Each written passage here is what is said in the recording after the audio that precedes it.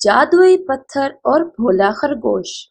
एक छोटे से गांव के करीब एक घना जंगल था जिसमें बहुत से जानवर रहते थे।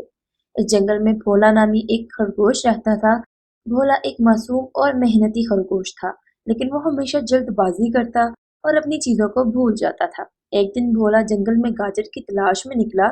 इसकी नजर एक चमकते हुए पत्थर पर पड़ी। वो हैरान हुआ और सोचा, ये तो कोई आम पत्थर नहीं लगता, इसमें कुछ खास बात है। भोला ने पत्थर उठाया और गौर से देखा। अचानक पत्थर से एक रोशनी निकली और एक जादुई बूढ़ा जिन सामने आ गया। जिन ने कहा, तुम्हें क्या चाहिए भोला?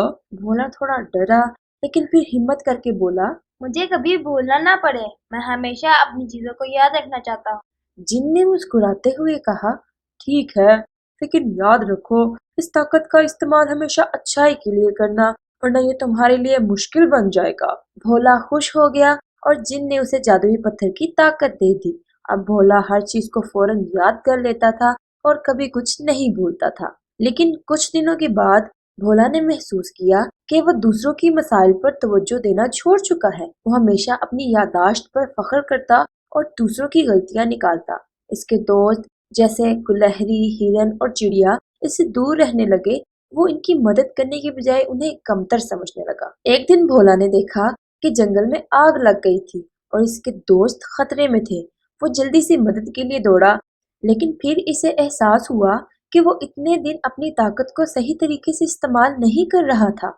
इसने फौरन जादुई पत्थर को इस्तेमाल किया और याद किया कि किस तरह वो अपने दोस्तों को बचा सकता है। इसने जानवरों को खतरे से आगाह किया और सबको महफूज जगह तक पहुंचाया।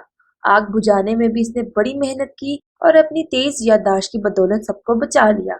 जब सब महफूज हो गए तो भोला ने जादुई पत्थर को वापस जिनके हवाले किया और कहा, अब मुझे ये ताकत नहीं चाहिए। मैंने सीख लिया है कि असल ताकत दिल की नरमी और दूसरों की मदद में है, ना कि अपनी काबिलियत पर गुरूर करने में। जिन ने मुस्कुराते हुए कहा, तुमने सही सबक सीखा भोला।